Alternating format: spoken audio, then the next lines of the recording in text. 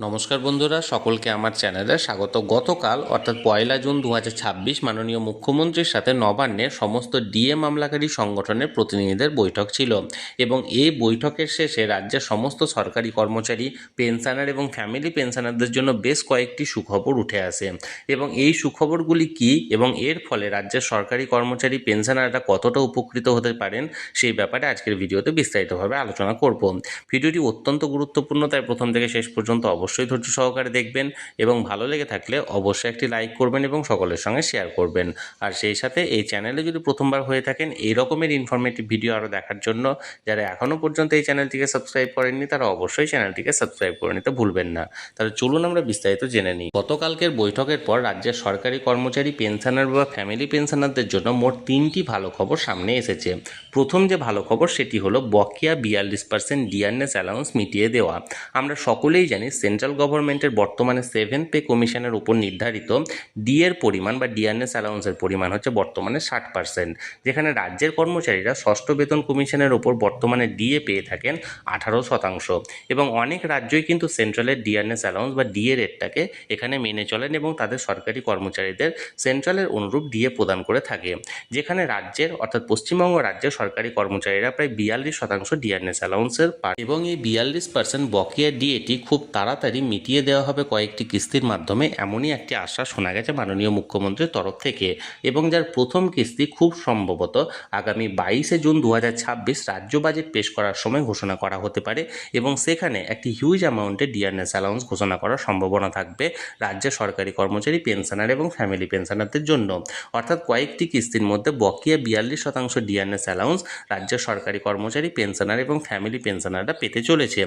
এরপর যে ভালো খবরটি সামনে এসেছে সেটি হচ্ছে পে কমিশন লাগু। আমরা সকলেই জানি রাজ্যের কর্মচারীদের জন্য সেকেন্ড ক্যাবিনেট মিটিংয়ের পর বর্তমান রাজ্য সরকার সপ্তম বেতন কমিশন গঠন করে, কিন্তু সপ্তম বেতন কমিশন গঠন করার পরেও তার আনুষ্ঠানিকভাবে কোনো গভর্নমেন্ট অর্ডার জারি করা হয়নি এবং এর পাশাপাশি কোনো কমিটি গঠন করা হয়নি এই পে কমিশনের রিপোর্ট তৈরির জন্য। তাই মাননীয় মুখ্যমন্ত্রীর তরফ থেকে গতকালকের বৈঠকে আশ্বাস দেওয়া হয়েছে খুব তাড়াতাড়ি পে কমিশনের কমিটি গঠন করা হবে এবং এই কমিটি যাবতীয় কর্মী সংগঠনদের সাথে আলোচনা করে আগামী 1 জানুয়ারি 2027 থেকে সপ্তম বেতন কমিশন লাগু করে দেবে, অর্থাৎ তাদের রিপোর্ট পেশ করবে এবং আগামী 1 জানুয়ারি 2027 থেকে রাজ্যের কর্মচারী, পেনশনার বা ফ্যামিলি পেনশনারদের জন্য 7th পে কমিশন লাগু হয়ে যাবে। এই দুটি ভালো খবরের পাশাপাশি তৃতীয় ভালো খবরটি সরকারি কর্মচারী বা পেনশনারদের জন্য যেটা উঠে এসেছে গতকালকের বৈঠকে, সেটা হলো সুপ্রিম কোর্টের নির্দেশ মেনে বকেয়া ডিএ এরিয়ার প্রদান করা। এখানে সুপ্রিম কোর্টের নির্দেশ যেটা দেওয়া হয়েছে গত 5ই ফেব্রুয়ারি 2026,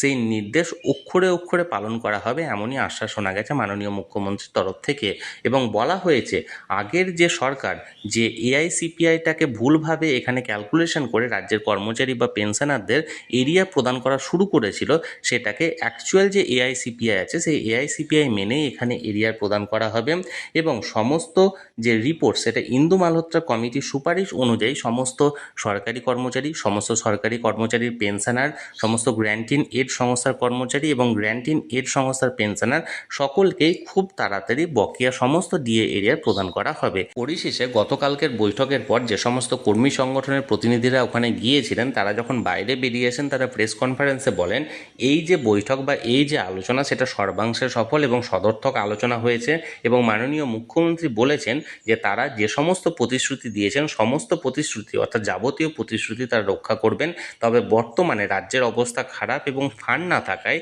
তাদেরকে সমস্ত প্রতিশ্রুতি রক্ষা করার জন্য প্রথমত ফান্ড অ্যালোকেশনের ব্যবস্থা করতে হবে, অর্থাৎ ফান্ড নিয়ে আসতে হবে। এছাড়াও আগামী 22 জুন রাজ্য বাজেট পেশ করার সময় রাজ্যের সরকারি কর্মচারী, পেনশনার বা ফ্যামিলি পেনশনারদের জন্য এক কিস্তি ডিআরএস অ্যালাউন্স ঘোষণার একটা ইঙ্গিত মিলেছে গতকালকের বৈঠক থেকে। তাহলে বন্ধুরা, গতকাল অর্থাৎ 1 জুন রাজ্যের সরকারি কর্মচারী সংগঠনদের সাথে যে বৈঠক ছিল মাননীয় মুখ্যমন্ত্রী, সে বৈঠকে যাবতীয় বিষয়গুলি যা আলোচনা হয়েছে সেটি আমি আপনাদের সঙ্গে তুলে ধরলাম এবং এই বৈঠকে মূলত 3টি ভালো খবর রাজ্যের সরকারি কর্মচারী এবং পেনশনারদের জন্য আসার সম্ভাবনা রয়েছে বলে সেটাও আমি তুলে ধরলাম। আপনাদের যদি এই বিষয়ে কিছু বলার থাকে বা কিছু প্রশ্ন থাকে অবশ্যই কমেন্ট করুন আর এই ভিডিওটি ভালো লেগে থাকলে অবশ্যই একটি লাইক করুন এবং সকলের সঙ্গে শেয়ার করুন। আর সেই সাথে এই চ্যানেলে যদি প্রথমবার হয়ে থাকেন এই রকমের ইনফরমেটিভ ভিডিও আরও দেখার জন্য যারা এখনও পর্যন্ত চ্যানেলটিকে সাবস্ক্রাইব করেননি তারা অবশ্যই চ্যানেলটিকে সাবস্ক্রাইব করে রাখুন। ধন্যবাদ, দেখা হচ্ছে পরের ভিডিওতে।